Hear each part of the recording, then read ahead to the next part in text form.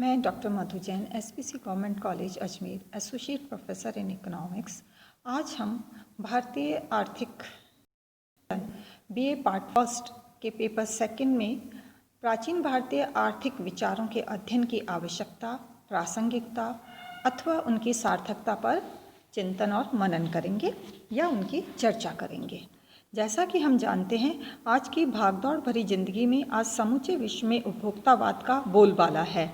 लोगों में परस्पर कट्टर प्रतिस्पर्धा, राग द्वेष, ईर्ष्या की बढ़ती प्रवृत्ति, औद्योगिकरण की अंधी दौड़ में पर्यावरण का ह्रास, अधिकारों की लड़ाई, कर्तव्यों की विमुखता, आर्थिक शोषण, बढ़ता वर्ग संघर्ष या उनसे उत्पन्न आर्थिक, सामाजिक, राजनीतिक समस्याएं जो है वो विषम परिस्थितियों को जन्म देती है। इस प्रकार से और इन विषम परिस्थितियों को, इन विभिन्न प्रतिकूल परिस्थितियों का अगर हम समाधान देखें तो इनका समाधान हमें भारतीय आर्थिक चिंतन में मिल सकता है। प्राचीन भारतीय आर्थिक चिंतन में ही उपभोक्तावाद की समस्या का समाधान निहित है। प्राचीन आर्थिक चिंतन में संयमित उपभोग, सह उपभोग पर जोर दिया गया, मानवीय आवश्यकताओं को न्यूनतम करने पर जोर दिया गया, भौतिकवाद की अंधी दौड़ पर लगाम लगाने से ये सुखी हो सकता है। संतोषी सदा सुखी की मान्यता आवश्यकताओं को बढ़ाने में नहीं वरन आवश्यकताओं को न्यूनतम करने पर जोर देती है। प्राचीन भारतीय आर्थिक चिंतन में समन्वय और संयोग की अवधारणा आज की भौतिकवादी जीवन के अस्तित्व के लिए संघर्ष की समस्या का निराकरण करने में सहायक है। इसी प्रकार से प्राचीन दर्शन में सर्वोत्तम का सिद्धांत के स्थान पर प्राचीन भारतीय आर्थिक चिंतन में सर्वे भवन्तु सुखीन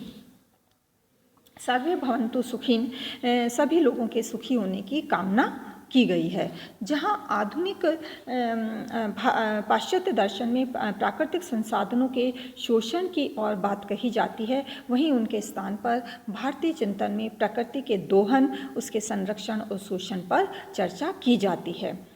प्राचीन भारतीय आर्थिक चिंतन हमें पर्यावरण की समस्याओं से निजात दिलाने में सहायक सिद्ध हो सकता है।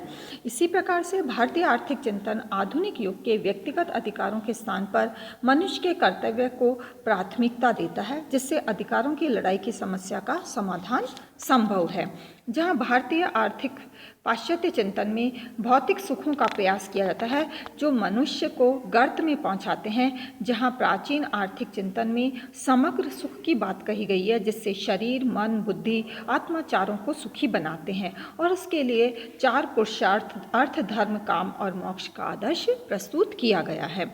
इस प्रकार प्राचीन पाश्चात्य चिंतन में भौतिक समृद्धि पर जोर दिया गया, जबकि भारतीय आर्थिक चिंतन में लोगों के आध्यात्मिक उत्थान पर बल देता है। अतः आध्यात्मिक उत्थान में ही मनुष्य की संपूर्ण या सर्वांगीण समृद्धि संभव होती है। इस प्रकार हम देखते हैं कि भारतीय आर्थिक चिंतन मानव के समस्त जो वर्तमान में जो विभिन्न समस्याएं चल रही है उनका एक समाधान प्रस्तुत करता है। इसलिए भारतीय आर्थिक विचार आज भी उतने ही प्रासंगिक है जितने वो उस समय प्रासंगिक थे। भारतीय आर्थिक चिंतन और पाश्चात्य आर्थिक चिंतन की तुलना एवं अंतर।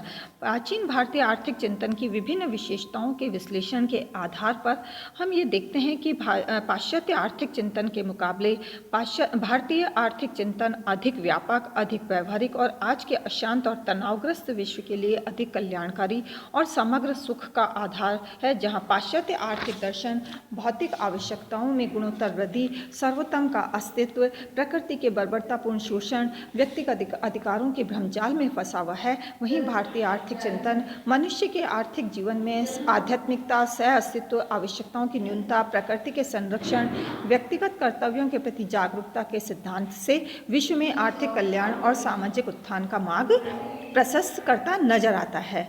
अतः हम इस परिप्रेक्ष्य में भारतीय आर्थिक चिंतन की तुलना पाश्चात्य आर्थिक चिंतन से निम्नलिखित शीर्षकों के अंतर्गत की जाए तो वह ज़्यादा उपयुक्त होगा। पहला है, भौतिकवाद के स्थान पर भारतीय आर्थिक चिंतन आध्यात्मिकता पर बल देता है।